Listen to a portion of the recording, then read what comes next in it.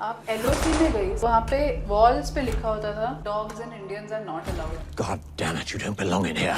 एक जवान हमारे पास आए और उन्होंने बोला, मैडम जी जब यहाँ पर शेलिंग होगी तो आपको बंकर में जाना होगा, बॉम्ब आपके सामने गिरेगा, कोई सायरन नहीं बजता है जैसे हम लोग पिक्चरों में देखते हैं ना, सायरन बजता है।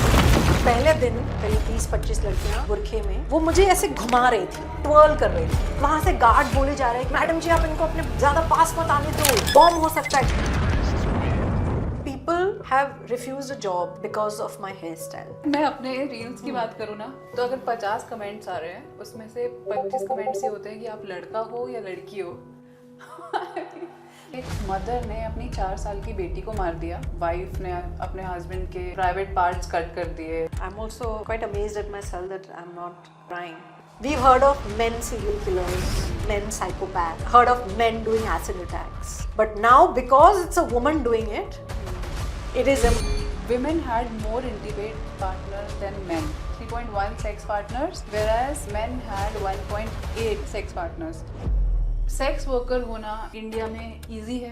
In India, it has been accepted as a profession and they are actually entrepreneurs. Thank you, Bhavishya. I discovered a lot of things about myself by telling my own story. मैं एक लड़की से मिलना चाहती हूँ कभी जिसने मॉलेस्टेशन फेस ना करी हो।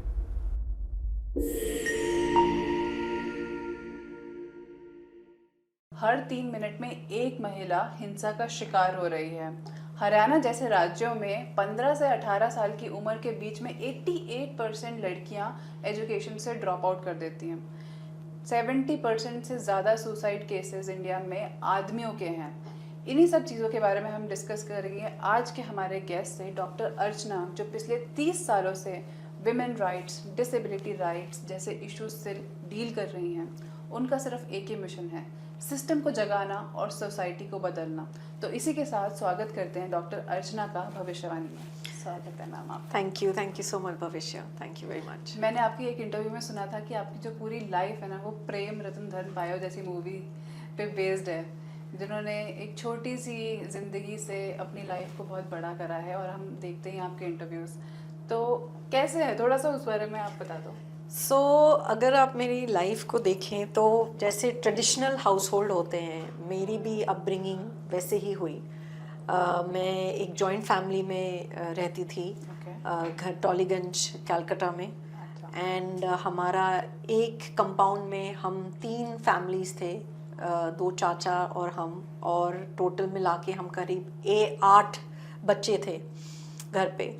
एंड इतने ट्रेडिशनल थे कि सारे जो टीचर्स होते थे उस समय घर आते थे। हमें बाहर जाने की भी परमिशन नहीं थी कि ट्यूटर्स या ट्यूशन लेने के लिए हम बाहर जाएं।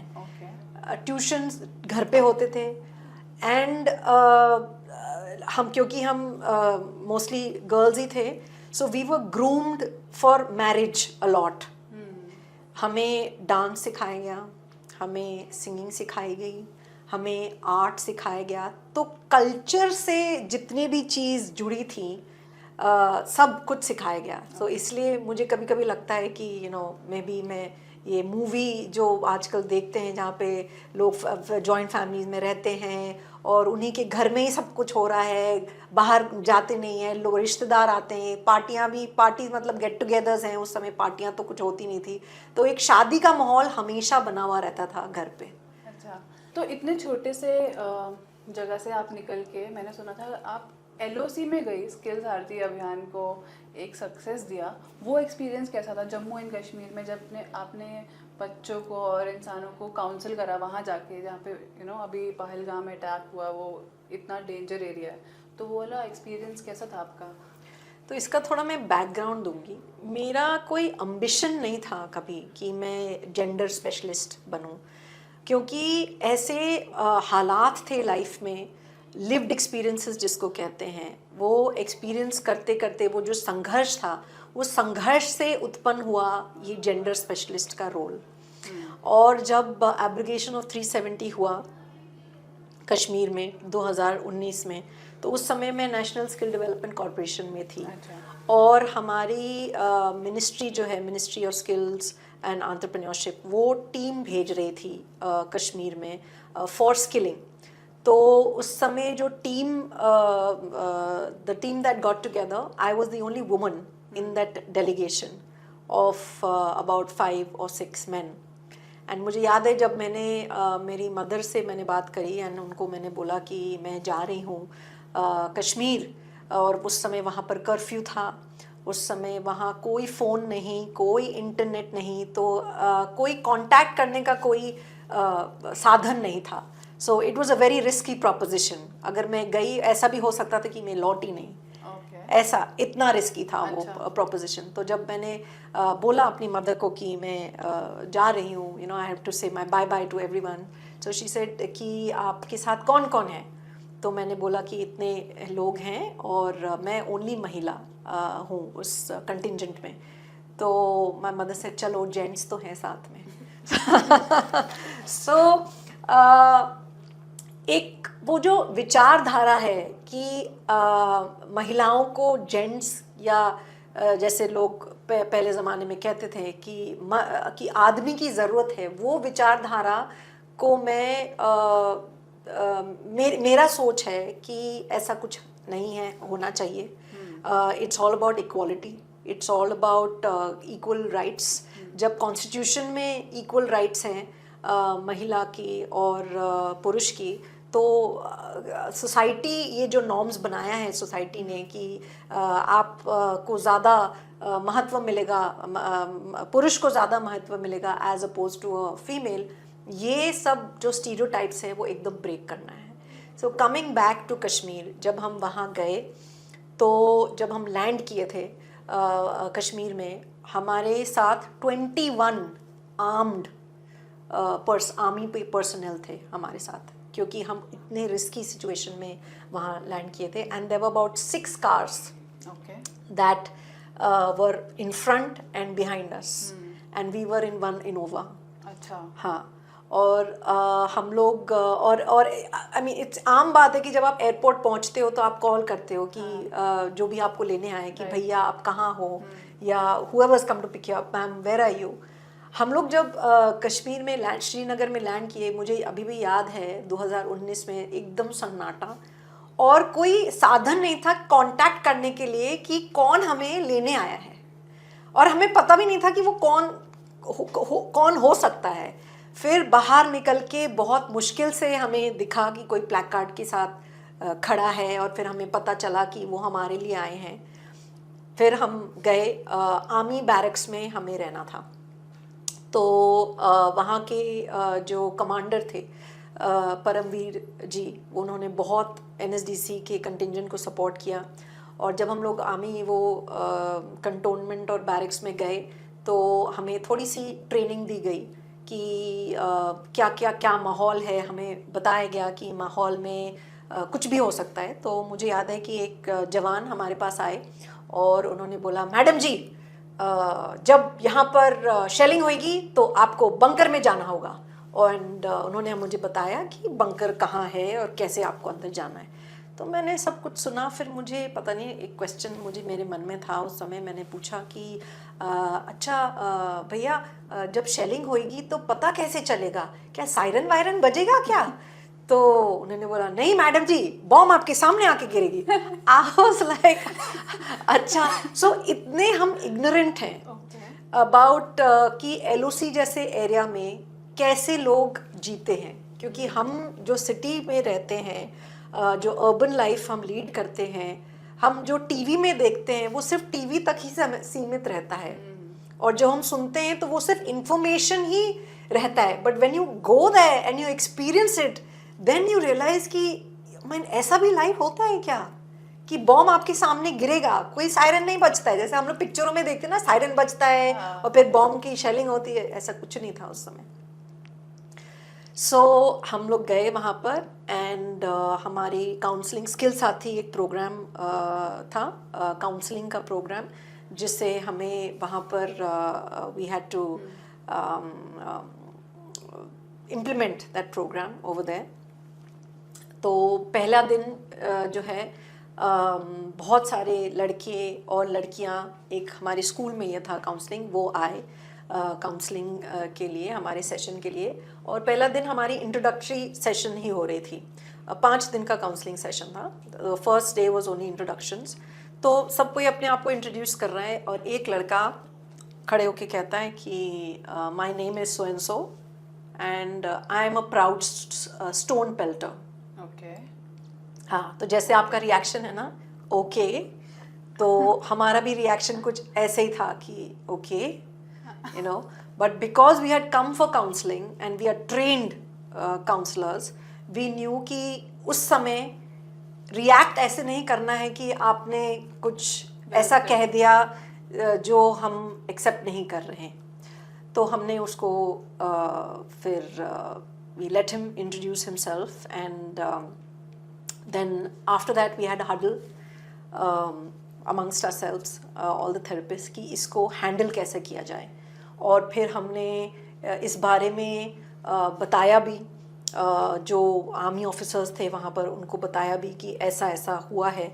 तो आर्मी ऑफिसर्स ने हमें बताया कि जो बच्चे आए हैं, वो रीजन जो है वो टंगधार रीजन था, जहाँ पर अभी LOC में जहाँ पर अभी ऑपरेशन सिंदूर भी हुआ है, तो हम वहाँ गए थे टंगधार में। और टंगधार में जो बच्चे हैं वो बहुत ही डिफरेंट बैकग्राउंड्स को बिलोंग करते हैं। और अगर वहाँ पर कोई मिलिटेंट का भी कोई बच्चा हो, कोई उसका मतलब कोई गारंटी नहीं है कि बच्चे जो हैं वो मिलिटेंट से, नॉट मिलिटेंट के बच्चे बट मिलिटेंट से इन्फ्लुएंस हुए हों या उनकी विचारधारा डिफरेंट है, उसकी कोई गारंटी थी नहीं। इसीलिए ये बच्चे ने मुझे बताया कि I am a very proud stone pelter because he was influenced by that kind of thinking. So हमने एक स्ट्रैटेजी को डिप्लॉय किया कि इसको हम कैसे डील करेंगे। तो स्ट्रैटेजी में ये था कि बातें तो बहुत हम करते थे और हमने अपना साइकोमेट्रिक टेस्ट और ये सब भी उसको लिया, बट इन शॉर्ट हमारी स्ट्रैटेजी ये थी कि हमने उसको एक करियर पाथ दिखाया और हमने उसको बताया कि चलो आप आज अभी एक स्टोन पेल्टर हो, इसके बाद आपकी करियर प्रोग्रेशन में क्या होगा। इसके बाद आप बनोगे leader of the stone pelters association. इसके बाद लीडर के बाद आप कहीं CEO बन जाओगे कोई गुंडा गैंग का। उसके बाद आप शायद मिलिटेंसी या कुछ करोगे और उसके बाद आप सीधा ओसामा बिन लादेन की तरह ही बनोगे। फिर तो यही है आपका प्रोग्रेशन। अगर यहाँ से आप शुरू करोगे, आपका करियर पाथ क्या है। और ये करियर काउंसलिंग का प्रोग्राम था, राइट। सो बार बार हमने ये रिपीट किया उसके साथ और उसको ये एक विजुअलाइज कराया ये पाथ कि अगर इस राह पे वो चलेगा तो वो कहाँ पहुँचेगा और जहाँ वो पहुँचेगा वो सिर्फ डिजास्टर है। तो 5 दिन उसको अलग अलग तरीकों से हमने ये पिक्चराइज कराया, ये विजुअलाइज कराया। And of course there were lot of other activities also we did. You will be happy to know that 3 साल बाद मुझे वही कमांडर जी का मैसेज आया that he has been employed in a job. Wow. And this commander was felicitating this boy. So how we were able to change his mindset, I believe we were. How old was he? He must be in his 20s. अच्छा, तो बचपन से उसे यही सिखाया गया था कि ये अच्छी चीज़ है जो वो कर रहा है। Perhaps बचपन से उसको सिखाया गया या उसने खुद से सीखा, वो we don't know. But तो वहाँ का माहौल को चेंज करने के लिए हमें भेजा गया था। And I always believe that every drop counts. तो उन 100-200 बच्चों में से अगर एक के मन में भी परिवर्तन आया, so we were successful. In fact मेरी एक फ्रेंड है जो शूट करने गई थी LOC में ही एक कुछ एरिया में, कश्मीर के, जो थोड़ा पाकिस्तान ऑक्यूपाइड है और इंडिया का जो कंट्रोवर्शियल चल रहा है वहाँ पे। तो वहाँ पे वॉल्स पे लिखा होता था dogs and Indians are not allowed and the people in India were supporting Pakistani team, cricket team. तो ये वाला माहौल, और वहाँ पे ऐसा था कि आपको कभी भी कोई भी इंसान गोली मार सकता है. Everybody had guns, everybody had some weapon with them. कुछ तो है कि इतनी इनसिक्योरिटी है. और वहाँ पे ऐसी जगह पे बीइंग अ वुमन, आप वहाँ पे अकेले जा रहे हो, इज़ नॉट सेफ. हम दिल्ली को इतना अनसेफ मानते हैं, और वहाँ पे तो कोई भी बंदा उठा के आपको गोली मार सकता है. Anything can happen. तो डर नहीं लगा आपको उस टाइम पे? डर नहीं लगा, क्योंकि मेरा उद्देश्य है कि I want to reach out to every woman I can. That's something I feel from my heart. मैं अपने दिल से ये महसूस करती हूँ. और जब मैं वहाँ गई, मैं आई वॉज एब्सोल्युटली, जिसको बोलते ना, shocked at the way young girls were living. जब मैं गई थी वहाँ पर, मुझे याद है कि पहले दिन मुझे ये कुछ लड़कियाँ, करीब 20-25 लड़कियाँ बुरखे में, वो मुझे ऐसे घुमा रही थी, ट्वर्ल कर रही थी. मैंने पहने थे अपने बूट्स और मैंने पहना था एक जैकेट, और मुझे समझ नहीं आ रहा कि ये मुझे ऐसे घुमा क्यों रहे हैं. इधर से कोई घुमा रहा है, कोई उधर से, बोल कुछ नहीं रहे मुझे. मुझे सिर्फ घुमा रहे हैं इधर उधर, जैसे लट्टू की तरह.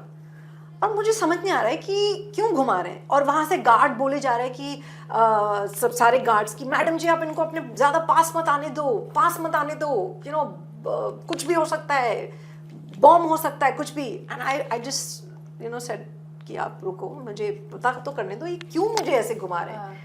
तो मैंने एक लड़की से पूछा, और सब ऐसे बुरखे में, मुंह भी एकदम छुपा हुआ, सिर्फ आंखें. मैंने पूछा कि क्या बात है, क्यों मुझे ऐसे घुमा रहे हो.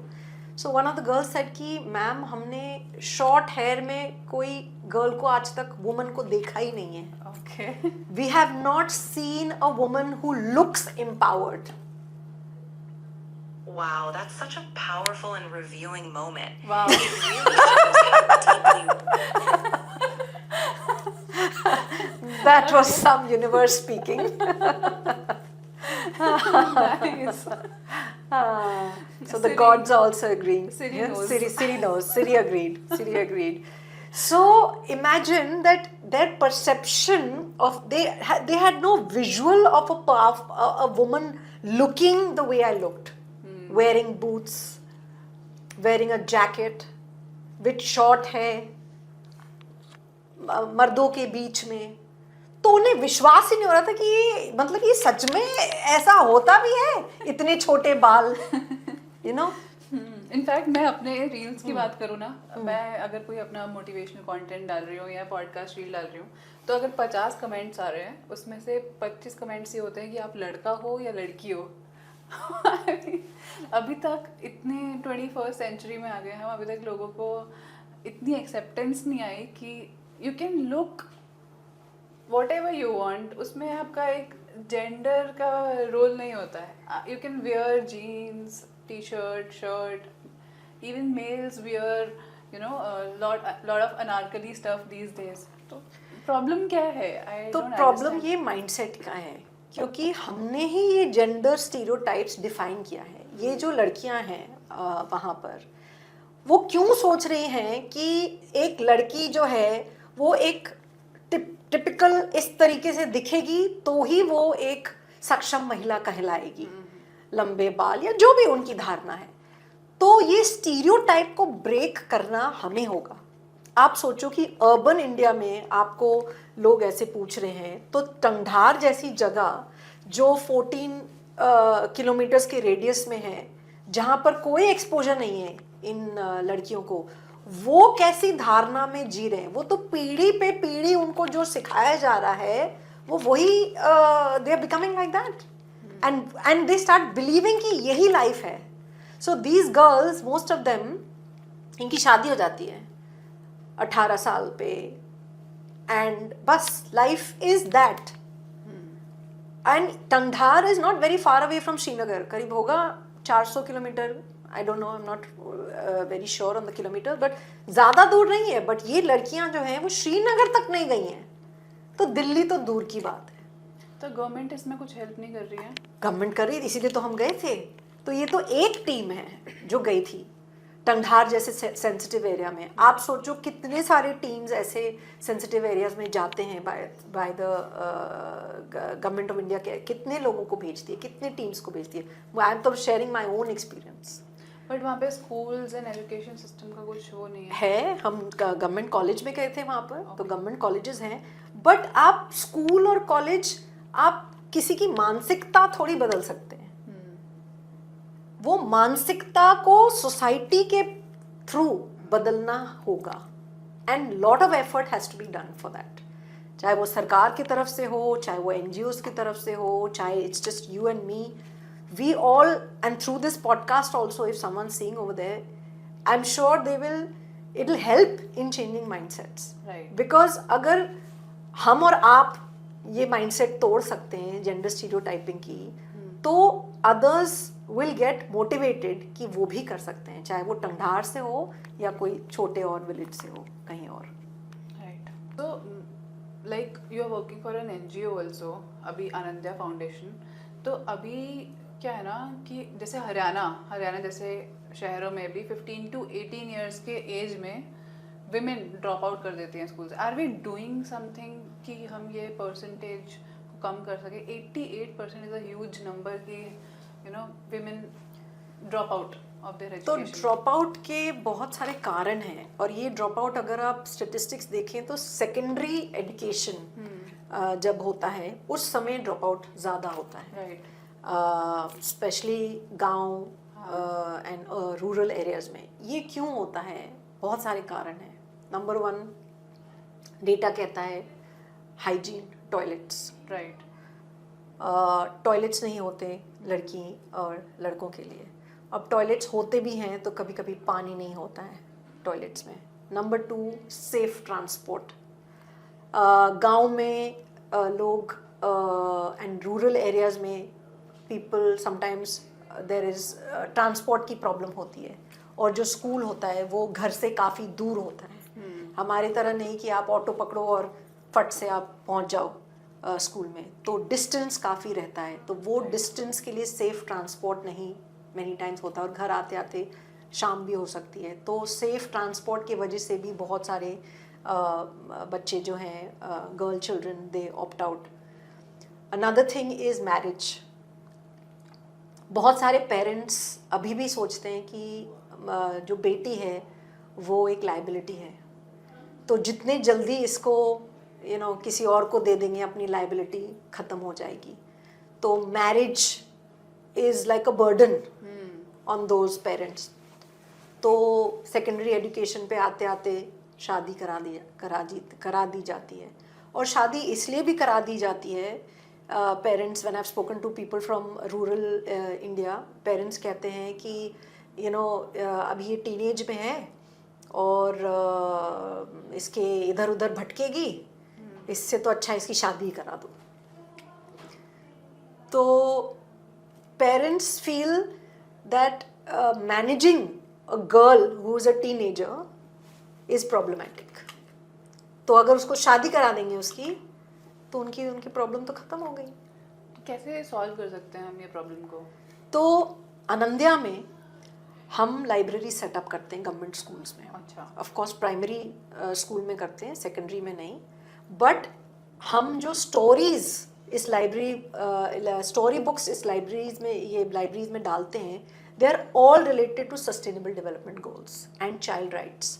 तो बच्चों की कहानियाँ हम बच्चों की ज़ुबान एंड बच्चों के लेवल पे लाके ये जेंडर राइट्स और चाइल्ड राइट्स और ये सब जो विचारधारा है, we want to we through the stories we are changing.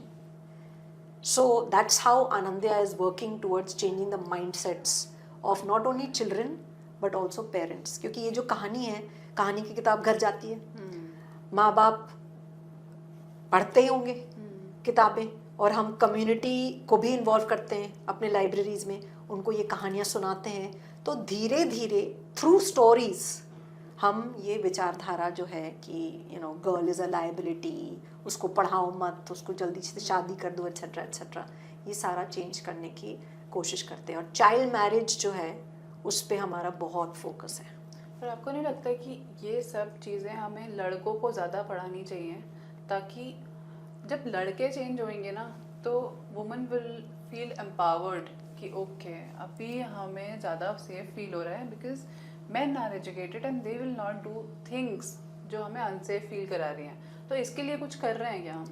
Absolutely right. So gender में कॉन्सेप्ट है mail एलाइशिप. Okay.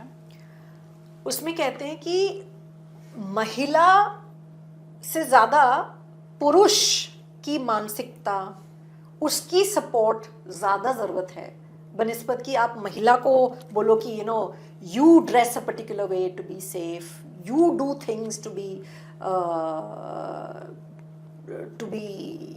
low key or whatever. It is the upbringing of Men. the boys, the men, which are really important. Ananya के through तो हम ये कर ही रहे हैं, क्योंकि जो कहानी है ये सब बच्चों के लिए है, लड़कों के लिए भी है और लड़कियों के लिए भी है, और ये प्रोटैगनिस्ट बेस्ड है. तो अगर बॉय के लिए कहानी है तो प्रोटैगनिस्ट है अमन, जिसको हम एकदम ग्लोरीफाई करते हैं कि अमन ने ऐसे किया, अमन की सोच ऐसी है, तो सब जो लड़के हैं वो अमन की तरह बनना चाहते हैं. और हमारी में फीमेल प्रोटैगनिस्ट है माया, और माया को हमने दिखाया है कि कैसे वो चाइल्ड मैरिज से लड़ी, वो खुद अपने सोसाइटी में, अपने नेबरहुड में कैसे उसने चाइल्ड मैरिज के खिलाफ आवाज़ उठाई एक्सेट्रा. तो फिर सब माया की तरह बनने चाहते हैं. एंड मेरा खुद जो बेटा है 22 साल का है, रेहान, उसको मैंने ऐसे रेज किया है कि respect for a woman is non negotiable. चाहे वो स्कूल में था, चाहे वो कॉलेज में है अभी, आगे जाके जो भी उसकी लाइफ होगी, लाइफ पार्टनर होगी, वर्क कॉलीग्स होंगे, respect for a woman and giving equality, looking at a woman with in a manner of being equal to him is non-negotiable. तो हर पेरेंट को, स्पेशली पेरेंट्स ऑफ बॉयज, उनको तो ये मतलब चाहे वो उनको दूध पीना ग्लास से सिखाए या नहीं, ये सिखाना बहुत ज़रूरी है. क्योंकि जब तक इक्वालिटी नहीं होगी तो बहुत चीज़ समाज में बदलेगा नहीं. मतलब मैं भी एक कंपनी चला रही हूँ, Her Cabs. So it is group of females drivers and for female passengers, so that we insure safety in Delhi. तो हमारे जो ड्राइवर्स एसोसिएटेड है, मैं उनकी स्टोरी सुनती रहती हूँ कि उन्हें क्या डिफ़िकल्टीज फेस करनी पड़ती हैं बीइंग अ फीमेल ड्राइवर. तो हमारी एक ड्राइवर हैं जो पिछले 10 साल से बस चला रही हैं, गवर्नमेंट बसेस दिल्ली में. तो पिछले 10 साल चला रही हैं, और अभी सडनली रिसेंटली क्या हुआ, कोई तो एक बाइक आई और बस के आगे एकदम से आ गई, तो उनको सडन ब्रेक लगानी पड़ी. तो पीछे से जो मेल पैसेंजर खड़े हुए थे वो एकदम से धक्का लगने की वजह से आगे आए और बोलने लगे कि ये कैसे आप गाड़ी चला रहे हो. फिर उन्होंने देखा ओ फीमेल ड्राइवर है, तो उनको लगा कि अच्छा ओके इट दिस हैपेंड क्योंकि एक महिला गाड़ी चला रही थी, इस वजह से हुआ है. उन्होंने ये रियलाइज़ नहीं किया कि अगर वो ब्रेक नहीं लगती सडन तो आगे वाला इंसान मर सकता था. तो अगर मेल वो गाड़ी चला रहा होता तो शायद उनको इतना धक्का नहीं लगता, उनको लगता कि हाँ ठीक है आगे वाली की गलती है या पीछे वाले की गलती है. बट जस्ट बिकॉज एक फीमेल गाड़ी चला रही थी तो उस टाइम वो ड्राइवर की गलती थी क्योंकि वो they do not consider female as good drivers. तो मतलब इससे मुझे एक शौक लगता है कि अभी आजकल 21st सेंचुरी में मेरे को लगता है मेरे से अच्छी गाड़ी शायद कोई मेल भी नहीं चला पाता. मैं इतनी अच्छी गाड़ी चलाती हूँ. I am so confident. मैं लेह लद्दाख में चला के आई हूँ एंड एरियाज जहाँ पे यूजुअली लोग नहीं जा पाते, कुछ ऐसी जगहें जहाँ पे रोड्स भी नहीं होती. सो आपकी लाइफ में कुछ ऐसा एक्सपीरियंस हुआ है जिसमें आपको लगा हो कि यार दिस वाज नॉट नीडेड, कि being a female just because मैं एक महिला हूँ मेरी लाइफ में ऐसा हो रहा है, अगर मैं एक मेल होती तो मेरी लाइफ में ऐसा नहीं होता. कुछ ऐसा स्टोरी आपने कुछ इंसिडेंट फेस किया है? रोज ही होता है ऑलमोस्ट. तो ये पहले I tell you what is the cause of this. It is a mentality जहाँ पर हम सोचते हैं कि you are lesser than me, and यहाँ पर who is feeling that I am lesser than that person? The man. He is feeling I am lesser than him. तो क्योंकि उनको लगता है कि हम महिला उनसे कम हैं, तो उनको एक अथॉरिटेटिव वो अवतार ले लेते हैं कि वो कुछ भी करके कुछ भी कह सकते हैं, कुछ भी they can get away with anything because they feel that they have the authority to do that. और किसने दिए उनको होती है authority? God knows. So I'll tell you, मैं अभी कुछ दिन पहले ही उबर में आ रही थी एंड उबर वाले की हिम्मत मुझसे पूछता है कि मैडम आपने परफ्यूम कौन सी लगाई है? अगर वो आदमी बैठा होता पीछे, क्या वो पूछता? Think about it. नो, नहीं. सो ये एक बायस है जो महिला को थोड़ा एक it gives a lesser of a position to a woman. Another example is जो मैंने अब काफ़ी बार इसको कोट किया, मेरा hair style. People have refused a job to me because of my hair style. And they said कि अगर आपकी हेयर स्टाइल डिसेंट होती तो हम आपको ये जॉब दे देते. Now flip it. क्या एक पुरुष को ऐसा कोई इंटरव्यूअर कह सकता है? Flip it. नो, नहीं. क्योंकि मैं महिला हूं तो उस इंटरव्यूअर को लगा कि वो ऐसा remark he can make such a remark towards me, so women are told many times about how they appear, how they look, how they present themselves. क्या आदमी लोग को कहते हैं कि आप ये मत पहनो, वो पहनो, ऐसे लिपस्टिक मत लगाओ, वैसे लिपस्टिक लगाओ, बूट्स मत पहनो, चप्पल पहनो, जो भी? हैव यू हर्ड कि ऐसे लोग पुरुष को कह रहे हैं? नहीं. धोती मत पहनो, नहीं. तो ये रूल्स जो है सिर्फ महिला के लिए है, और महिला को एक पर्टिकुलर टाइप, जिसको बोलते हैं ना स्टीरियोटाइप, टाइप कास्ट कर दिया गया है कि ऐसी महिला है तो गुड है, ऐसी महिला है तो नॉट सो गुड है. राइट. एक महिला की अपीयरेंस से उसे जज कर लेते हैं एकदम. वो अच्छी है या खराब है. एकदम. उसकी बहुत बार मुझे लोग कहते हैं कि आप पॉलिसी में क्या कर रही हैं? मैं क्योंकि मुझे सजना बहुत पसंद है, as you can see. So they feel that why is she a policy specialist? She should have been a fashion designer or been in the media industry. So ये एक धारणा है कि एक पॉलिसी स्पेशलिस्ट को झोला लेके घूमना चाहिए. तो this goes against us. And vice versa. अगर आप मीडिया में हो और आप सीधी साधी लग रही हो, तो perhaps that will go against that girl कि you are not supposed to be like this, you are supposed to be glamorous. So both ways it is a typecast. Right. And it's only for women. आजकल के तो बहुत सारे ads भी आने लगे ऐसे, जहाँ पर वो दिखाते हैं कि कैसे जब शादी अरेंज मैरिज होती है तो रिजेक्शंस आपके कलर के, मैंने स्किन कलर के बारे में तो मुझे पता था, बट हेयर आपका कर्ली है तो बहुत लोग रिजेक्ट हो जाते हैं. Girls get rejected because they have got curly hair. I didn't know that. Girls get rejected अगर उनकी पाँव की उंगली कोई बड़ी होती है. या I'm like, really? Is that a reason for a girl to get rejected for marriage? So ये क्या है? ये appearance ही तो है. Right. Sad. लेकिन आजकल इतने केसेस भी आ रहे हैं ना जहाँ पे they are empowering men. क्योंकि जैसे ड्रम केस हुआ, उसमें एक वाइफ ने अपने हस्बैंड को मार के ड्रम में डाल दिया. और भी बहुत सारे केसेस आ रहे हैं कि वाइफ ने अपने हस्बैंड के प्राइवेट पार्ट्स कट कर दिए, और ये सब चीज़ों की वजह से आजकल मैन एम्पावरमेंट ज़्यादा चल गया है इंस्टेड ऑफ विमेन एम्पावरमेंट। ये भविष्य, ये मेंटल हेल्थ का केस है, ये मेन एंड वुमेन का केस नहीं है। जब कोई ऐसा कर रहा है विकृत चीज़, जो आप किसी को मार के ड्रम में डाल रहे हो, चाहे वो मैन हो या woman, it's a case of mental health. अभी हमें ऐसा लग रहा है क्योंकि कभी हमने वुमन डूइंग ऑल दिस सुना नहीं है। We've heard of men serial killers. We've heard of men psychopaths. We've heard of men doing acid attacks.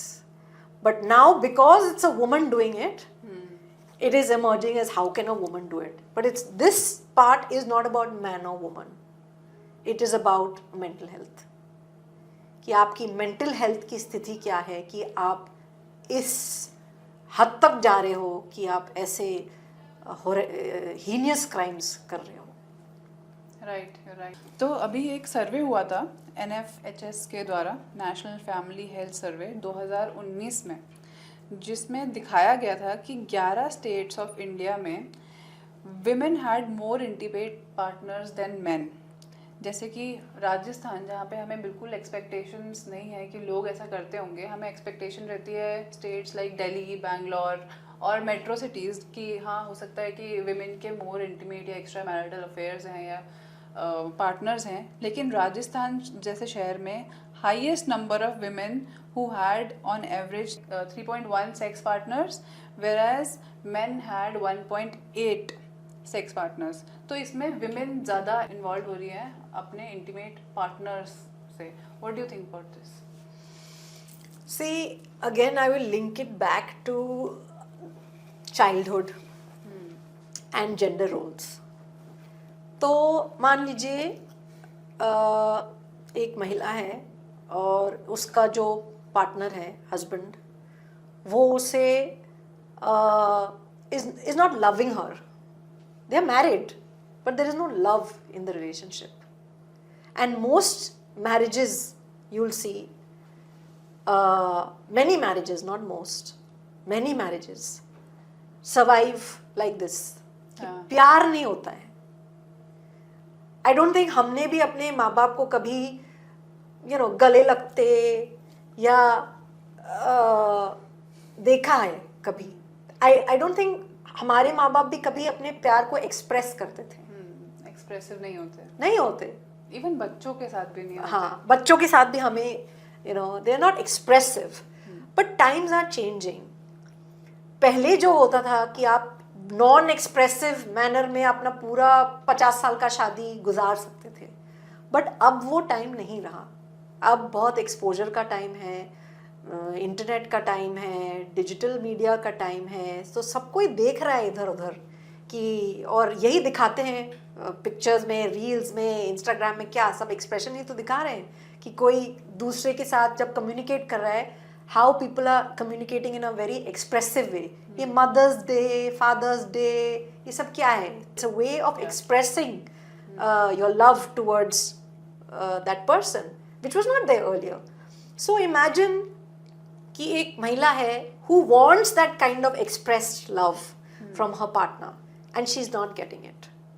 What will she do? I'm not condoning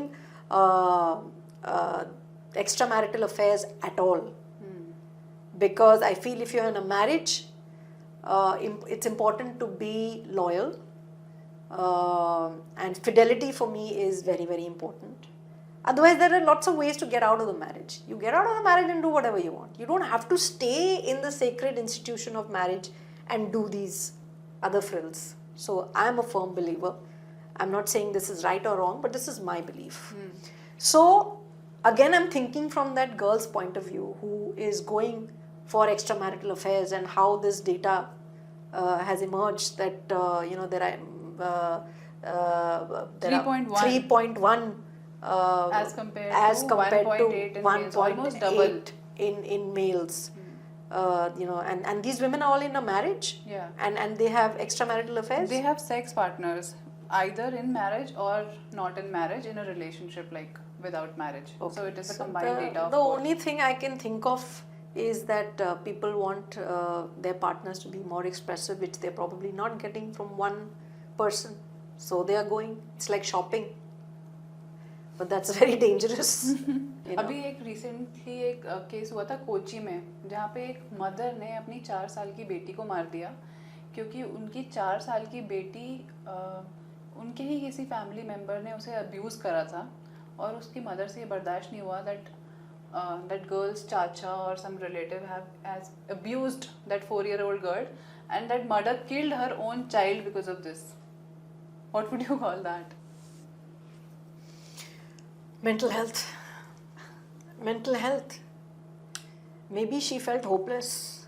मतलब मुझे लगता है कि इतनी एजुकेशन अवेयरनेस ही नहीं है कि हम इसे डील कर सकते हैं लीगली या फिर नहीं, ऐसा नहीं है कि हम लीगली नहीं डील कर सकते.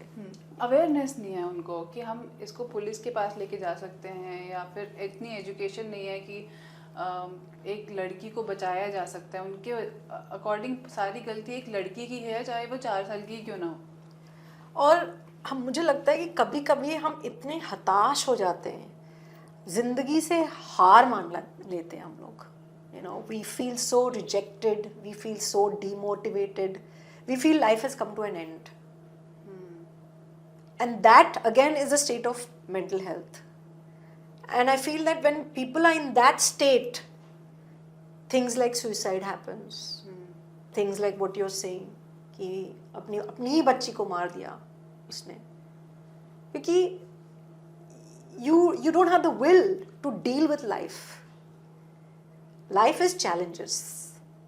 चाहे वो आप हो, मैं हूँ, someone on the road, और अमिताभ बच्चन, और anyone in the Cannes, everyone has challenges. आपकी लाइफ में कोई ऐसा केस हुआ है कि एक कोई इंसान बहुत ही डिप्रेस्ड था और आपने उसे काउंसिल करके हैप्पी कर दिया हो? मैं खुद, Okay. I have gone through severe depression. 2012 की बात है जब मैं मेरा nephew committed suicide. He was all of 12 years old. ठीक है. After that I became an art therapist. अच्छा. और मैं फोर्टिस हॉस्पिटल में मैंने आर्ट थेरेपी सेंटर को, I founded that centre, and I was doing therapy with most of the children who were cardiac patients and cancer patients. अच्छा. और इस space के बारे में मैं एक बुक भी लिख रही हूँ. और मेरे patients, because they were terminally ill patients, बहुत सारे पेशेंट्स चले जाते थे, meaning they would die. And I started getting very emotionally affected with their death. I was not able to disassociate my profession with my emotions. और 2 साल के बाद, 2 साल मैंने ऐसा किया. I mean, I was a therapist for 2 years over there. और मैं severe depression में चली गई. अच्छा. Seeing them. हाँ, क्योंकि डेथ एक कनेक्शन हो जाता है अपने. और डेथ easy नहीं है प्रोसेस करना. किसी के लिए भी. Right. और जब आप डेथ को you start getting, you're not able to detach yourself from the death of a person, then it consumes you. You know, फिर लगता है कि लाइफ का क्या मीनिंग है. कुछ करने को मन नहीं करता. There were days when I wouldn't shower. I would just keep staring at the ceiling. और मेरा बच्चा उस समय छोटा था, तो मेरे फ्रेंड्स आके हेल्प करते थे उस समय to look after my child, because मैं I was completely in a state of depression. मुझे पता ही नहीं था कि चल हो क्या रहा है लाइफ में. So that's the time where I took help from mental health professionals.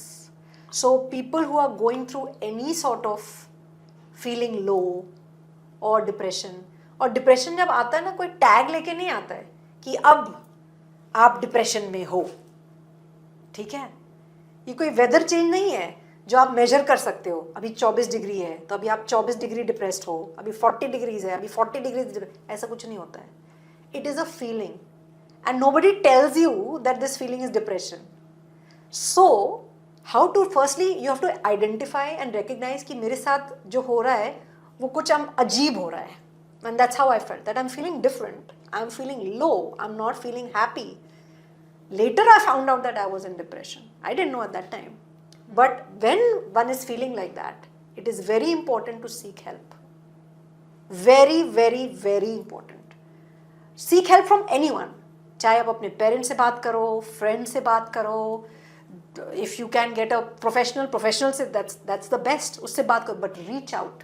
अभी क्या होता है ना, अभी जो मैंने देखा है कि हम सब अपने ककून में रह रहे हैं, कि हम अपना ही जॉइंट फैमिली सिस्टम्स टूट गए, न्यूक्लियर फैमिलीज हैं, बच्चे भी माँ बाप से दूर रहते हैं, अपने में ही रहते हैं, अपना खाते हैं, अपना पीते हैं, अपना मौज करते हैं, अपना सो जाते हैं.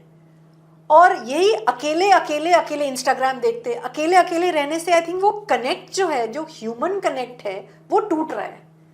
And we are scared of reaching out to somebody. अगर मुझे कोई प्रॉब्लम है, मैं किसी को बोलूँगी नहीं. आई हैव नोटिस्ड आजकल ये ज़्यादा है कि I will not share my problems with anyone.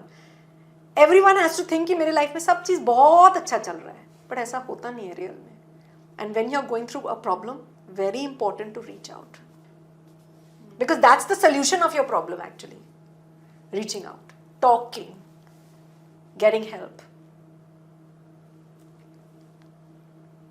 Right. Still digesting what you said. Yeah. I'm also quite amazed at myself that I'm not crying, because usually when I speak about my emotional moments, I start crying. So thanks, Bhavishya, for making me a better version of myself, because I've been working on myself on this aspect, that I should not get emotional in front of others. I should not cry in front of others, because it is not it's not a sign of strength, you know. It's a sign of weakness where you're going bam, bam, bam. For every silly thing, you're just going bam, bam, bam. So, and I thought it was menopause. But thanks.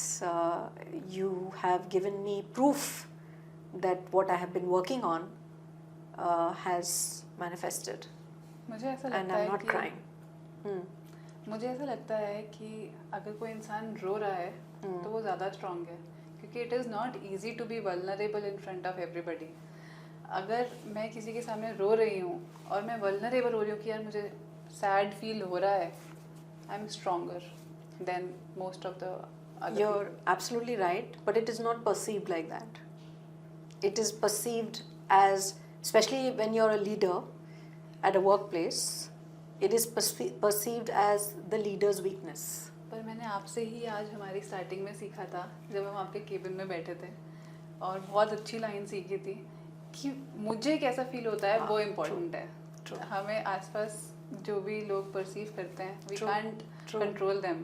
तो that is not important. So thank you Thank you. For showing trust in me. Thank you, yeah, and yeah, because of you, I have discovered something in myself today at this moment, and I'm very proud of it. Okay. So coming back to जैसे आजकल हमारी movies भी बन रही हैं Netflix पे, prime पे, उसमें वायलेंस बहुत नॉर्मल हो गया है. मतलब मुझे लास्ट मैंने जितनी भी सीरीज़ देखी हैं उसमें मैंने एक भी सीरीज़ में ऐसा नहीं देखा कि मार धाड़ ना हो रही हो. सब में वायलेंस होता है, खून खराबा होता है, गालियाँ गलौज होती हैं, और वो हम नॉर्मलाइज करते जा रहे हैं, और ऑडियंस वही पसंद कर रही है.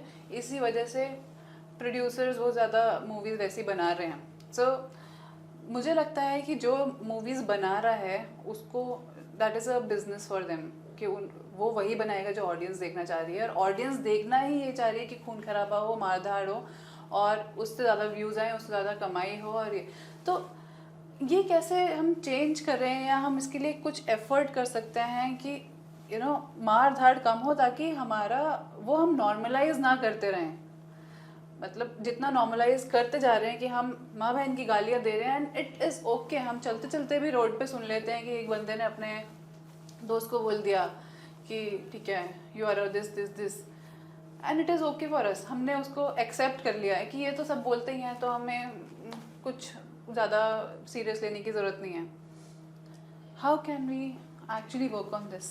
आई थिंक क्या हो रहा है कि जैसे जैसे हम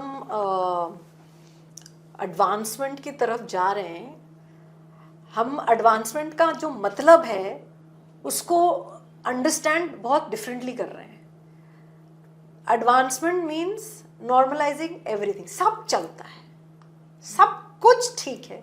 आजकल ये वो वर्ड है वोक, जो मैंने भी सीखा है कि wokeism means everything is okay.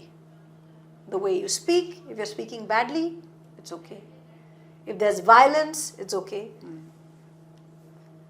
And I feel that the way we can change, yeah, that was your question, that how do we change this? By putting our minds to something constructive and not seeking thrill all the time. मुझे लग रहा है ऐसे कि हमारी जो पीढ़ी हो गई है, क्योंकि हमें इतने सारे डिस्ट्रैक्शंस हैं, हमारी अटेंशन स्पैन एकदम कम हो गई है. जो पहले आई थिंक 1 मिनट का वीडियो होता था, अब वो 20 सेकंड या 10 सेकंड का वीडियो है. People are just scrolling, attention spans are decreasing, and we are seeking thrill all the time. We are seeking something different all the time, because a normal life, जो जिसको कहते हैं normal life, जो पहले का कि you get up in the morning, you go for work, you come back at night and go to sleep, that's a 5-day week. That is not normal anymore. That's boring. Because we are seeking some adventure, some thrill all the time. And that is taking us towards this whole path of, और क्या नया है, अच्छा उसने मारा, वाह, you know, blood, my God, आजकल के movies में there's so much of bloodshed, and that's also normal. So we have to start voicing our dissent towards it. We have to say कि नहीं, मुझे ये नहीं देखना है. जैसे कि अभी जब टर्की ने सपोर्ट किया पाकिस्तान को, और अजरबैजान ने भी किया, many of us said that we are not going to go to that country. We may be loving the snow-capped peaks of Azerbaijan, but we said we are not going to go. So you do voice that dissent and you make a conscious choice. So that is what I would do as a conscious choice of not supporting the violence that I do not, that doesn't appeal to me, and that I do not support. If I don't support something, I will not propagate it. I will not do it myself, because I can only bring about change through myself. आपको बोलने से कुछ नहीं होगा. I have to walk the talk. So if all of us start walking the talk and voicing our dissent, I'm sure some change will happen. मैं तो बस wait कर रही हूँ कि नेक्स्ट पॉडकास्टर भी कोई ऐसा आएगा, पैदा होगा, जो अपने पॉडकास्ट में भी ब्लड शेड करेगा, because that is what audience wants. Well, let's hope that this changes. Let's hope. I am hopeful, because a lot of other kind of content also that is there, which I watch. What kind of content do you watch? I watch comedy, a lot of stupid comedy, because that makes me laugh. And I watch content like Good Doctor. That makes me think. I really like that guy in Good Doctor. I don't know what his name is. And then I watch a lot of content on like LinkedIn Lawyer, you know, things that make me think. So I like to watch things that make me go deeper, कि क्या हो सकता था इसमें, क्यों हुआ ऐसे. अच्छा, five best series of your life जो आप हमेशा देखना चाहोगे. 5 अच्छी मूवीज या फिर सीरीज 5, माय गॉड, मुझे तो नाम नहीं याद रहते. जो आप रिकमेंड कर सकते हो. I like true stories. Got it. Okay, so I'm telling you genres. So true stories really inspire me. Comedy, and I Example of some comedy. Emily थी ना वो, Emily in Paris. हाँ Netflix. नेटफ्लिक्स में, हाँ that then ये एक और comedy है intern, the intern, really funny. That then अभी I watched Khauf, so that's a genre Khauf. which I had never explored earlier. I used to be very scared. मैं हमेशा ना वो अपना रजाई के नीचे से I used to peep and I used to see horror series, but now again I've progressed in that as well. जब मैं रजाई तो नीचे रहता है but mute करके देखती हूँ. So that is a fantastic horror series. So I'm trying to understand कि यार ये spirits और ये सब क्या होता है life में. And as I'm getting older, I'm asking questions that does this world really exist? हमारे पिछले पॉडकास्ट में जो हमारे गेस्ट थे उन्होंने तो आत्माएं फील करी हैं, कैट करी हैं, because she was an astrologer. तो आई एम होपिंग कि होता ही होगा. हाँ, I've also felt it. I felt the presence of something. Now I don't know whether that's a spirit or whether it's an energy. I have no idea because I'm not an expert in this. But I felt something, things. So now I'm questioning ki what is life after death? And in 2021 I had a heart attack. Okay. Yeah, and that time I remember some white light when I was unconscious. Now I don't know what that white light was, but I do remember it very, very clearly. That white light getting sucked into a white light in a tunnel. So I don't know what it was. So these are questions. So yeah, you asked me comedy, horror, तीन हो गए. true stories.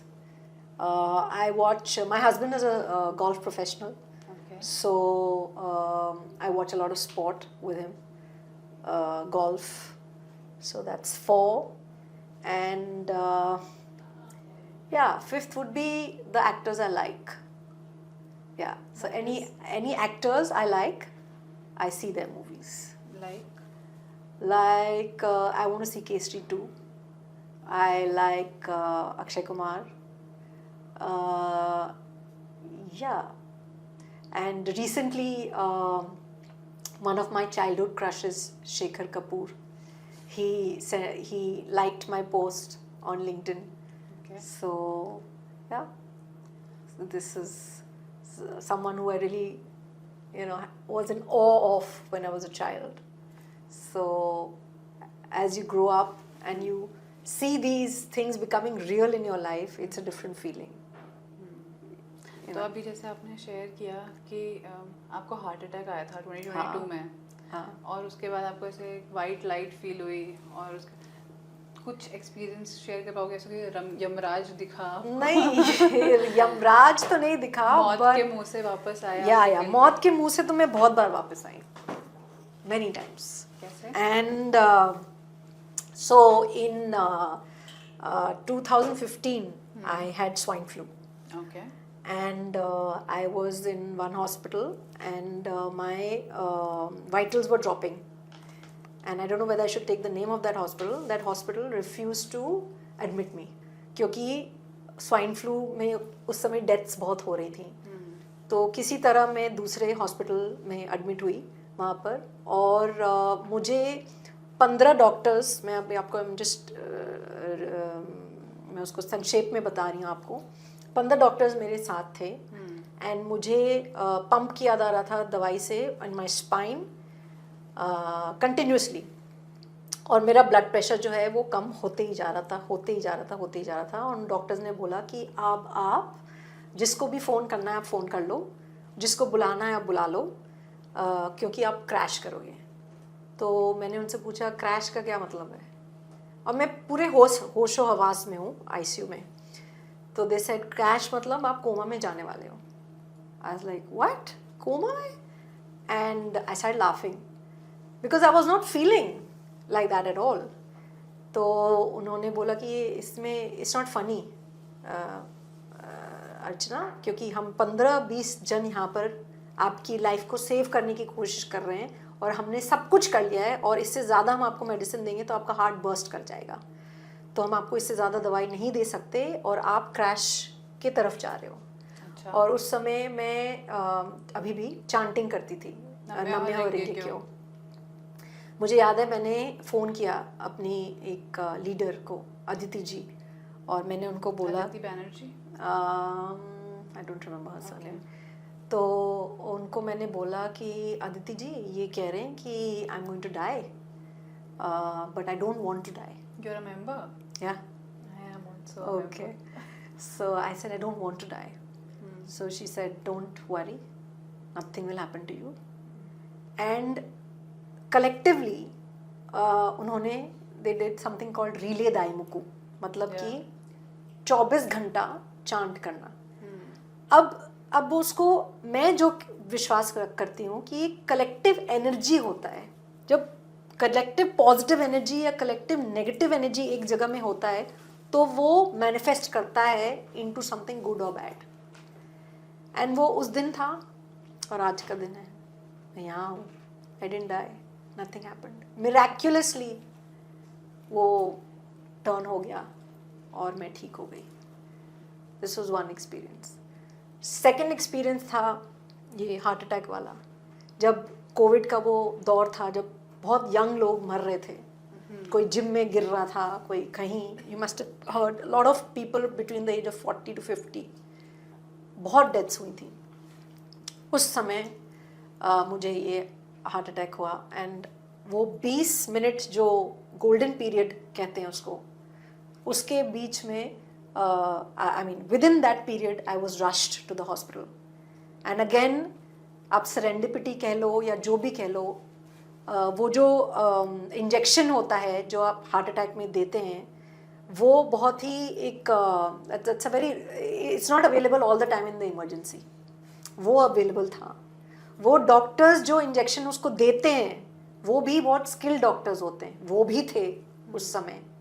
And जो मुझे लेके गए थे hospital, मेरे there was a doctor friend, so he knew what to tell the people in the emergency to do. Otherwise वो पहले मेरे पर पूरा इन्वेस्टिगेशन करते और फिर पता चलता उनको कि मुझे हार्ट अटैक हो रहा है। उनको already, because I went with the doctor, तो उनको ऑलरेडी वो गाइडेंस मिल गई कि उनको मुझसे मेरे साथ करना क्या है। और वो 20 मिनट के अंदर उन्होंने दोनों तरफ से मुझे वो इंजेक्शंस दिए हार्ट में and I manage to survive. So yeah I think मेरे साथ ऐसे हादसे काफ़ी हो चुके हैं जहाँ पर मुझे लगता है कि कोई पॉजिटिव एनर्जी की वजह से I have got saved. And Karma, I believe a lot in कर्म। मुझे लगता है आप जैसे करोगे वैसे तो भोगोगे ही भोगोगे, उसका कोई, there are no two ways about it. So that's why I am very conscious about my, and मुझे लगता है कर्मा 4 चीज़ से बनती है, intent, thought, word and deed. तो अगर मेरा थॉट अच्छा नहीं है या अच्छा है और मेरा इंटेंट खराब था तो भी वो गलत कर्मा है। अगर मैं आपको इंटेंशनली हार्म करना चाहूँ लेकिन मीठी मीठी बातें करूँ, that is also wrong. And Karma page of, चाहे आप कुछ भी कर लो। Karma starts from your mind या and then your actions. I am going before mind also, I am going intent. Mind would be thought.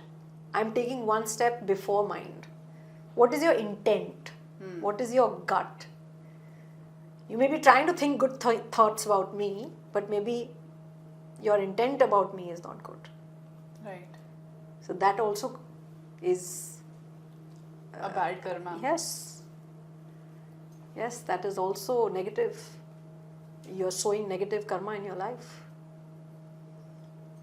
तो मैंने एक स्टोरी सुनी थी जिसमें एक पहाड़ी इंसान, मतलब मैं ट्रैवल कर रही थी हिल्स पे और एक पहाड़ी इंसान था, उसने मेरे को आके सडनली ऐसे बोला कि आपने कभी देखा है पहाड़ी जो लोग होते हैं वो ऊपर जा रहे होते हैं तो हमेशा ऐसे नीचे देख के जाते हैं चलते चलते, और जब कोई नीचे आ रहा होता है पहाड़ से तो वो थोड़ा ऊपर देख के आता है। तो हमारी लाइफ में भी ऐसा ही होता है, जब हम अपनी लाइफ में ऊपर जा रहे होते हैं तो हमेशा हम नीचे डाउन टू अर्थ होते हैं, और जब हम प्राउड ही हो जाते हैं तो मतलब हम अपनी लाइफ में नीचे आ रहे हैं। So that's what you also said अभी कि हमें पता नहीं हमारी जर्नी कहाँ पे है। You should always be very humble, down to earth. Absolutely, because it's dust to ashes, na? जहाँ से आप आए हो वही मिट्टी में मिल जाओगे आप। कोई ऊपर कुछ लेके नहीं जाता, और ये अल्टीमेट ट्रूथ है। बट कहीं हम भूल जाते हैं ये सच्चाई को, कि हमारी जो लाइफ हमें मिली है वो एक पर्पस के लिए मिली है, और अलोंग द वे वो पर्पस को फुलफिल करने के लिए हमें चीज़ें दी जाती हैं। बट हम चीज़ें तो ले लेते हैं, लेकिन वो पर्पस को फुलफिल करना भूल जाते हैं। हाँ, मतलब मेरे को ये कॉन्वर्सेशन करते हुए इतना मज़ा आ रहा है। मतलब हमने किया था वुमेन एम्पावरमेंट से, then we spoke about your journey, your experiences, then we so many things. मतलब ये it is not just a podcast, it is the conversation that we are having, we are sharing our thoughts. अब मैंने सुना है कि मतलब आपने I am a very spiritual person. मैंने रामायण महाभारत सब पढ़ा है, और मुझे लगता है कि स्टार्टिंग फ्रॉम द्रौपदी, उनका चीरहरण हुआ, देन टू निर्भया केस, वो भी एक चीरहरण टाइप ही था। इतना क्रूएलिटी हमने देखा। कुछ ऐसा फेस करा आपने अपनी लाइफ में? इंसिडेंटली जब निर्भया हुआ 2012 में, मेरे साथ कुछ इंसिडेंट्स हो रहे थे विच वर नॉट प्लेजेंट। जैसे कि मैं रेंटेड घर में रहती थी, और मेरे नीचे जो टेनेंट थे वो भी I mean he was also a tenant like us, and उससे बड़ा गुस्सा आता था मुझे देख के। पहले तो मुझे पता नहीं चला कि उसको क्यों गुस्सा आ रहा है। फिर धीरे धीरे मुझे I discovered that he does not like me to be empowered. मतलब क्योंकि मैं सक्षम हूँ, मैं काम पे जाती हूँ, मेरा रहन सहन एक पर्टिकुलर टाइप का है, मैं सुबह जाती हूँ शाम को आती हूँ, जिस तरीके से कपड़े का पहनती हूँ, वेस्टर्न क्लोथ्स पहनती हूँ, उससे वो पसंद नहीं आता था। अच्छा। और उसका और मेरा कोई लेना देना नहीं है, बट उससे क्योंकि उसको पसंद नहीं आता था, वो मुझे टीज करता था, वो मुझे गंदी गंदी बातें बोलता था। ओके। उसी घर में रह रहे हैं हम, कभी कभी आके वो मेरा घर बाहर से कुंडी लगा देता था। एक बार ऐसे हुआ दैट उसने ऑलमोस्ट मेरे बेटे के ऊपर गाड़ी चला दी। ओके। ड्राइववे पे, और ऐसी गंदी गालियां वो मुझे देता था कि मैं अभी इस पॉडकास्ट में बोल भी नहीं सकती। सेक्सुअल अब्यूजेस वो मुझे देता था, और वो कोई ऐसा वैसा रिक्शा वाला नहीं था, पढ़ा लिखा इंसान, खुद की कंपनी, स्कोडा गाड़ी चलाता था, बीवी, बच्चे कॉलेज में पढ़ रहे हैं, फिर भी उसकी मानसिकता विकृत। तो मैंने बहुत सारे कंप्लेंट किए पुलिस स्टेशन में जाके, बट कोई सुनवाई नहीं थी। और फिर निर्भया हुआ, और उस समय टीवी पे मिस्टर नीरज कुमार जो उस समय के पुलिस कमिश्नर थे, वो बहुत आ रहे थे, और टीवी में एक टिकर चलता था कि अगर आपके साथ कुछ if you want to report something, ये ईमेल आईडी है, ये फ़ोन नंबर है।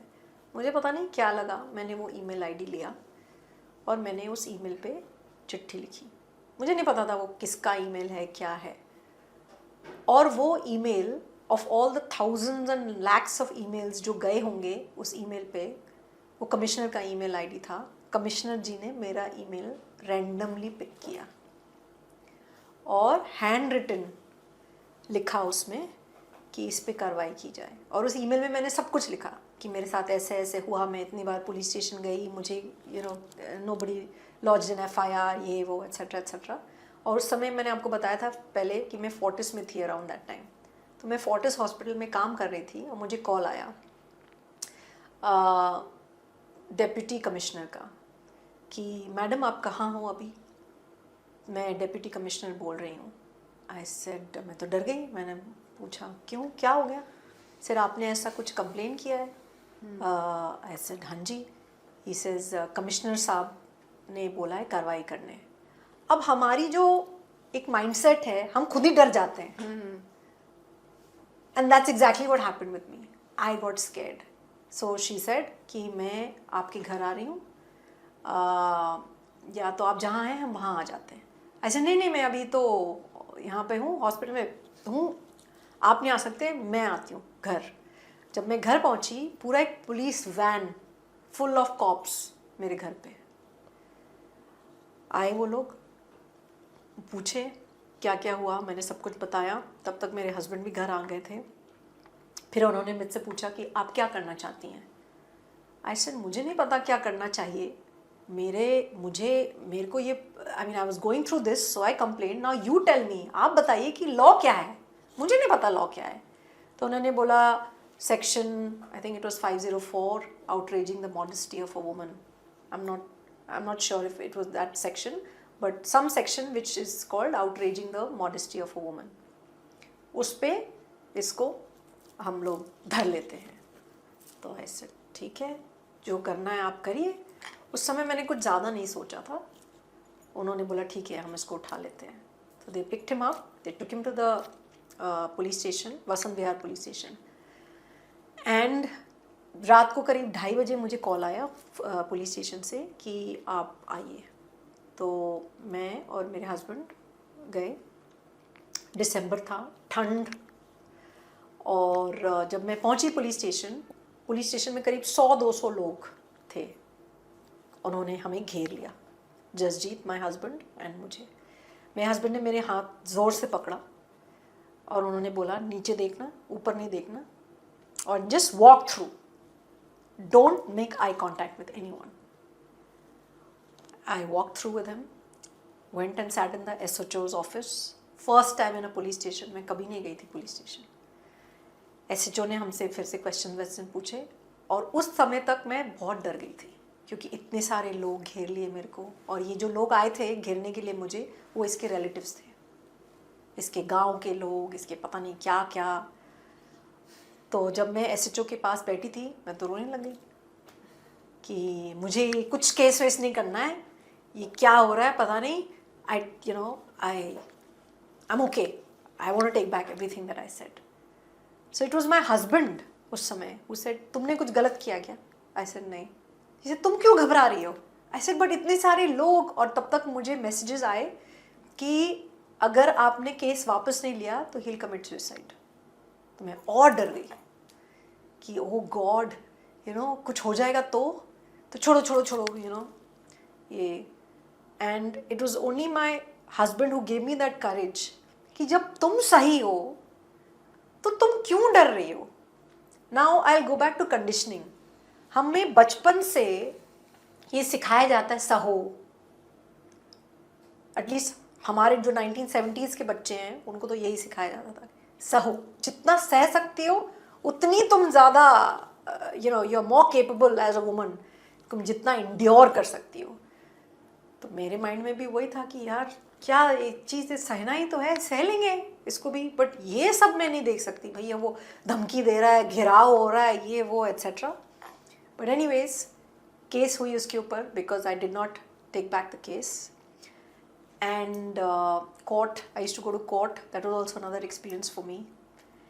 And then finally the judge asked me कि what do you want?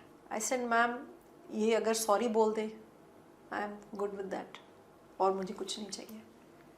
So that's how it got sorted.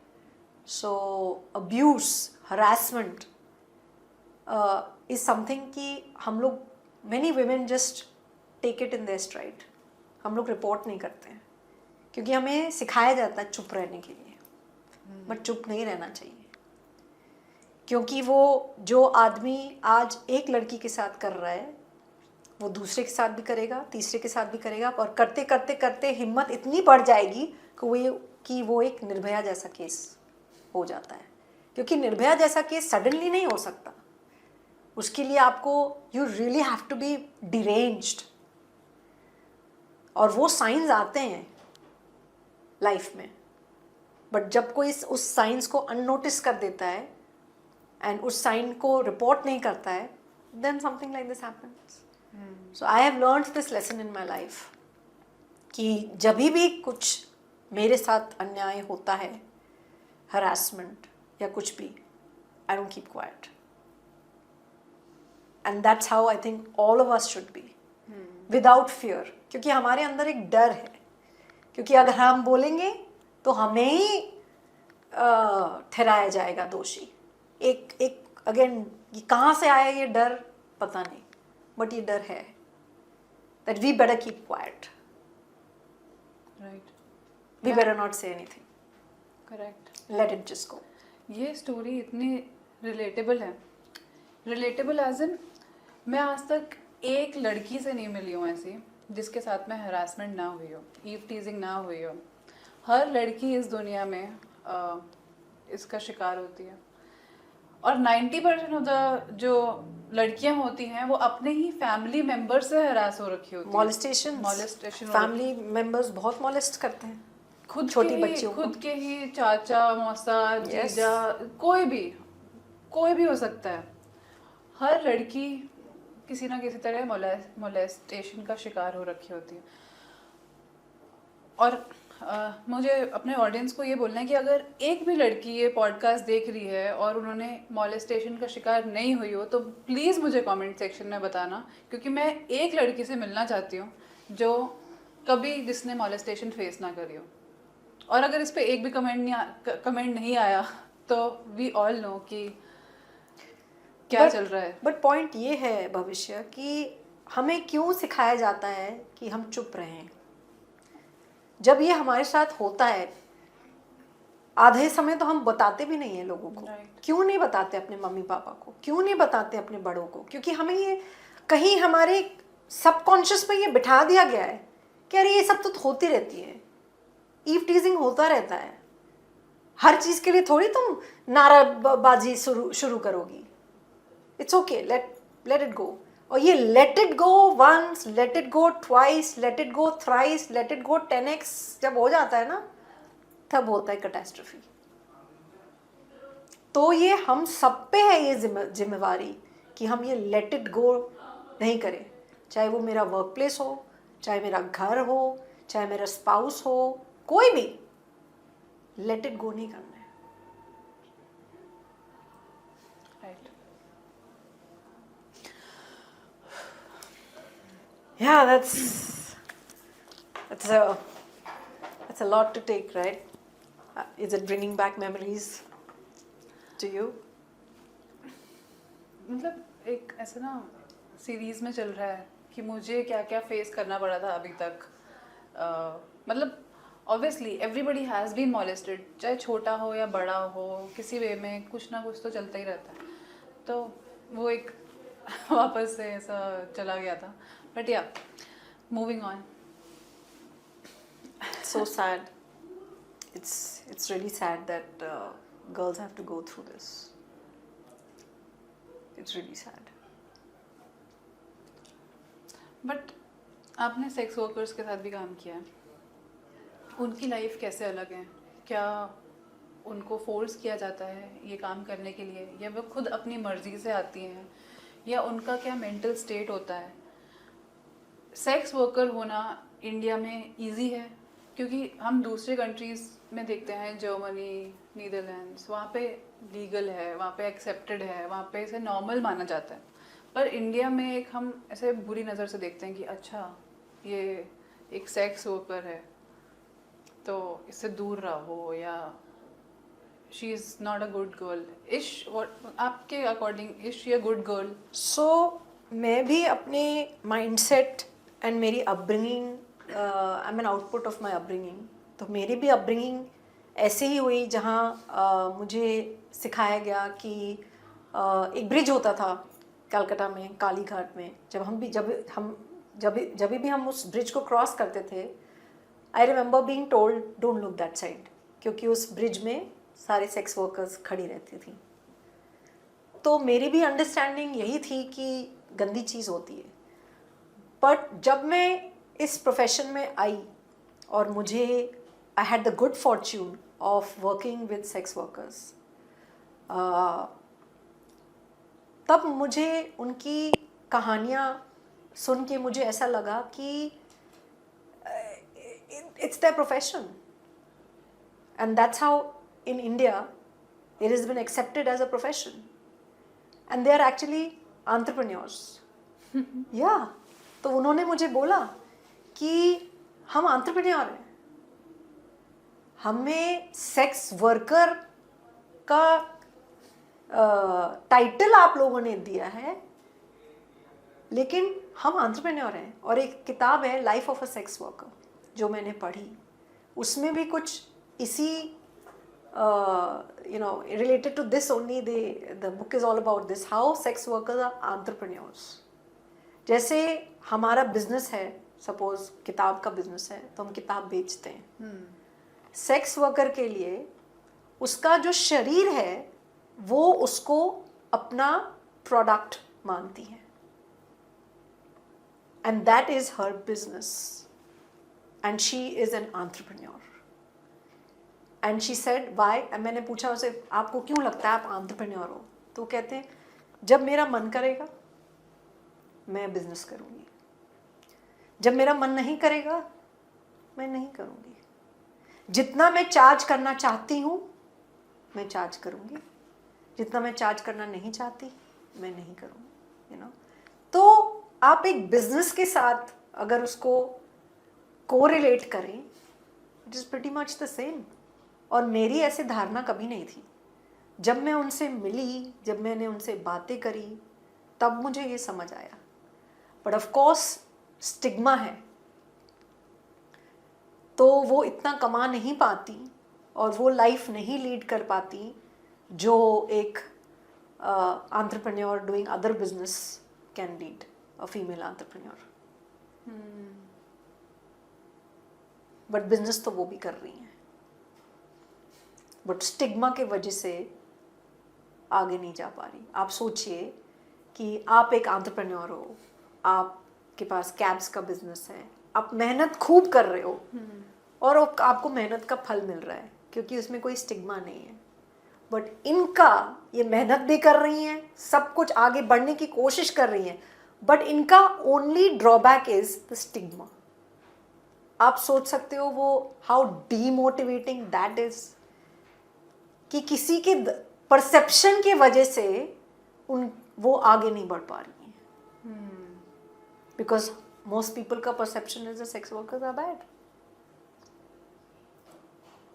I am not talking about those sex workers who are pushed into it. Trafficking की बात मैं नहीं कर रही, मैं उन workers की बात कर रही हूँ जो खुद से इस प्रोफेशन में है. It's a different take, right? Absolutely. Yeah, and that's what I learned. I never thought like this till I met them. It's a different dimension completely. जैसे हम मूवीज में देखते हैं, गंगूबाई आई थी, हाँ, उसमें एक अलग एंगल दिखाया गया है कि मेल्स आते हैं, उनको काफ़ी मारा धाड़ा जाता है, उनके बॉडीज़ को अच्छे से ट्रीट नहीं किया जाता, कोई भी आके गोली मार देता है, बंदूक रख देता है. कुछ ऐसा स्टोरी सुना है आपने उनसे कि उनके साथ बहुत ही बदसलूकी हुई हो?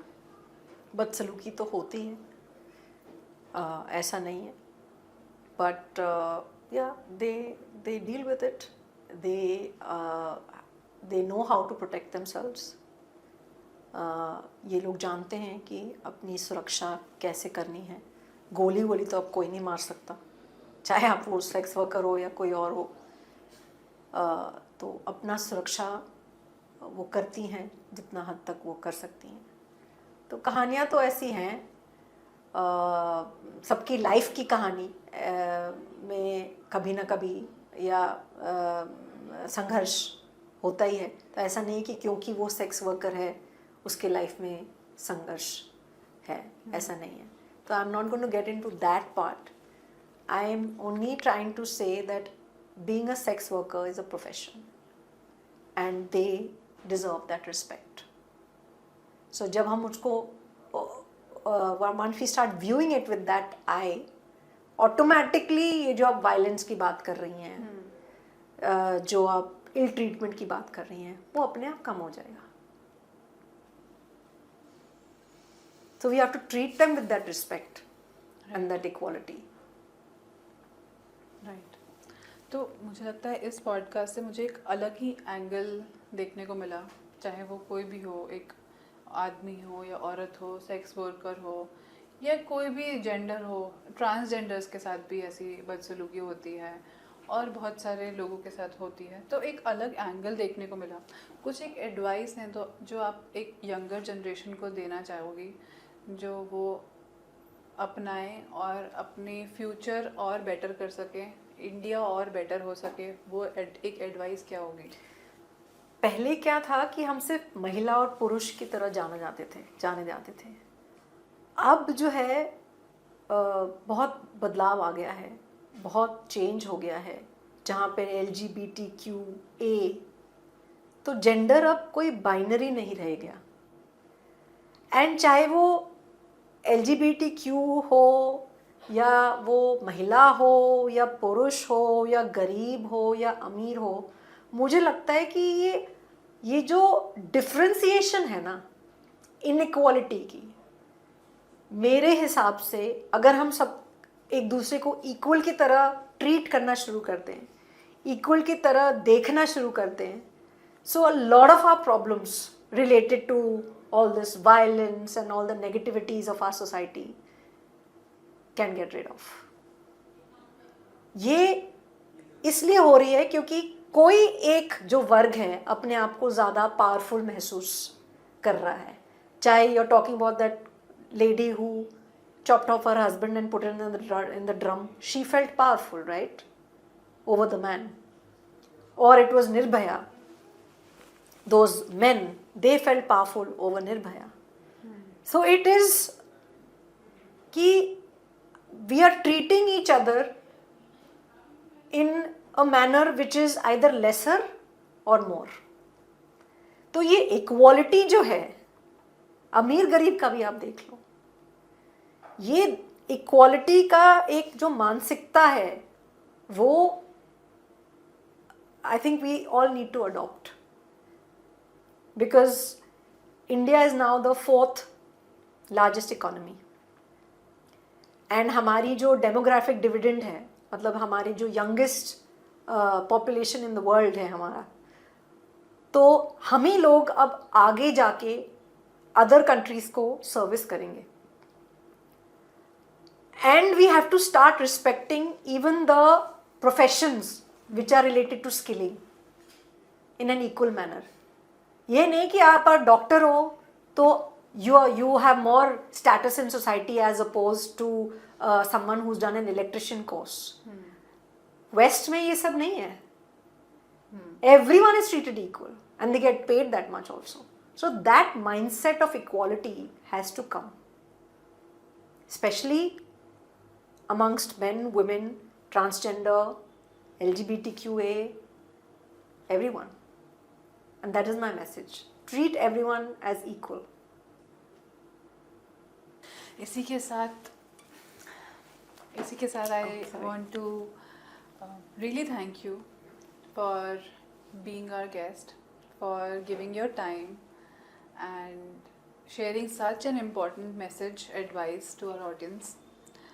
Thank you so much for being with us. Thank you, Bhavishya. This is my first podcast, and I really enjoyed speaking with you. And more than enjoyed, I discovered a lot of things about myself by telling my own story. So I don't know whether you have looked at your podcast ever like that, कि जो podcaster, जो the person who is speaking, वो अपने बारे में काफ़ी कुछ सीख जाता है अपना ही स्टोरी बोल के. और ये आज मेरे साथ हुआ है. मेरी ही कहानियाँ हैं वो, बट उस कहानियों से मैंने कुछ अलग ही आज सीखा, क्योंकि वो कहानी मैं आपको बता रही थी. सो कहानी बताने में भी एक लर्निंग है. So share your stories, everyone. good, bad, share it, because there is a learning, and I've gone through it. Thank you Thank you. और इसी के साथ मैं अपने ऑडियंस को ये बोलना चाहूँगी कि अगर आपको सिर्फ ऑडियो पॉडकास्ट सुनना है तो हम स्पॉटिफाई पे भी अवेलेबल है. प्लीज़ फॉलो भविष्यवाणी on Spotify. I hope you enjoyed. Comment section में बताना कि आपको सबसे अच्छा पार्ट कौन सा लगा हमारे पॉडकास्ट का और सबसे बुरा कौन सा लगा, ताकि हम उसे इम्प्रूव कर सकें. Thank you so much for watching this. मेरा जो एम है, मैं IAS बनना चाहती हूँ. बहुत खुशी हुई कि आप यहाँ इतने दूर से यहाँ हमारे लिए आए. तो हम बहुत थैंकफुल हैं आप लोगों के कि आप आए और हमें ये सबसे अवेयर किया. हम निकम्मे नहीं हैं, हम भी कुछ कर सकते हैं ज़िंदगी में.